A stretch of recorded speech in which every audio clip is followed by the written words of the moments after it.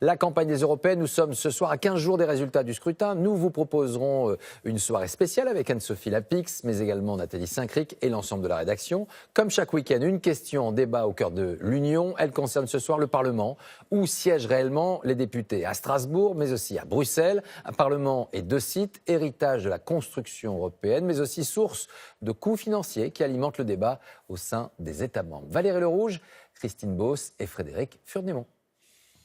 Un paquebot colossal basé à Bruxelles et le siège officiel, tout en verre et en acier, à Strasbourg. Dans chaque bâtiment, un hémicycle et des dédales de couloirs et de bureaux pour les 751 députés et les fonctionnaires qui font la navette chaque mois entre les deux villes parce que les traités de l'Union l'ont prévu ainsi. Ce grand déménagement, pour une session de 4 jours par mois à Strasbourg, coûterait au bas mot 114 millions d'euros par an et n'a plus de sens pour une majorité de députés, dont l'écologiste Karima Delli. Donc je le prends et on va le mettre tout de suite dans la malle. Il ne faudra pas oublier de prendre le dossier vert sur le CE2 des véhicules. Ce vendredi-là, à Bruxelles, l'eurodéputée française avec l'un de ses assistants prépare le transfert des dossiers pour la prochaine séance plénière. T'as vu, j'ai pris quand même le dossier du Brexit, celui-là. Ouais. Tout le monde a cette petite malle. C'est beaucoup d'énergie et puis c'est surtout une demande de discipline régulière pour s'organiser. Parce qu'il suffit d'oublier quelque chose qui nous est utile.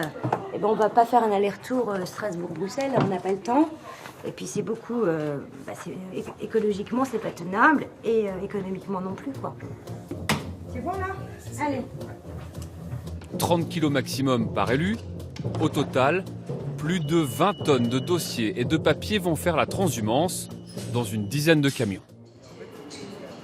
Les fonctionnaires, les assistants, certains députés, des journalistes accrédités, eux, vont faire le trajet en train. Lundi 9h, à la gare de Bruxelles, 2 TGV spécialement affrétés par le Parlement sont à quai. L'assistant de Karima Delli est du voyage, un peu dubitatif. Les autres institutions sont présentes à Bruxelles, il faut en permanence garder ce contact avec elles.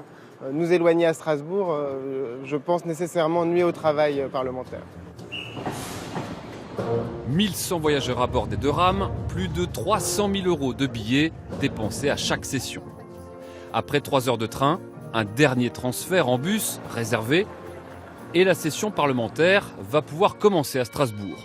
Même si de nombreux députés qui viennent de Stockholm, de Budapest ou de Madrid ne sont pas encore arrivés, faute de desserte aérienne adaptée. Mais le choix d'implanter le siège du Parlement à Strasbourg date de 1957, quand l'Europe comptait 6 membres, et il est très symbolique pour ses défenseurs. Pourquoi nous sommes ici ? Pourquoi ça a été décidé ? Celui qui a dit un jour, le premier, qu'il faudra un Parlement européen pour une nouvelle démocratie européenne, c'est Winston Churchill, un Anglais. On est en train de parler du Brexit. Et il avait dit que ça devra se faire à Strasbourg. C'est un Anglais qui dit le premier, ce sera à Strasbourg, parce que c'est le lieu symbole de la réconciliation franco-allemande et de la fin des déchirures à l'intérieur de l'Union européenne. Ça nous coûte en termes de fatigue et ça coûte aux contribuables européens. Mais l'histoire doit être défendue, sauvegardée et protégée. Un son de cloche qui se raréfie. 76% des députés seraient favorables à un siège unique à Bruxelles. Et l'Allemagne, qui jusque-là défendait Strasbourg, est en train de retourner sa veste. Celle qui a succédé à Angela Merkel à la tête de la CDU ne prend plus de pincettes et affirme dans une tribune qu'il faut abolir les anachronismes. Cela vaut pour le regroupement du Parlement à Bruxelles. Une éventuelle relocalisation ne pourrait être décidée que par les chefs d'État et de gouvernement et à l'unanimité des 28. Le Parlement de Strasbourg a donc encore de beaux jours devant lui.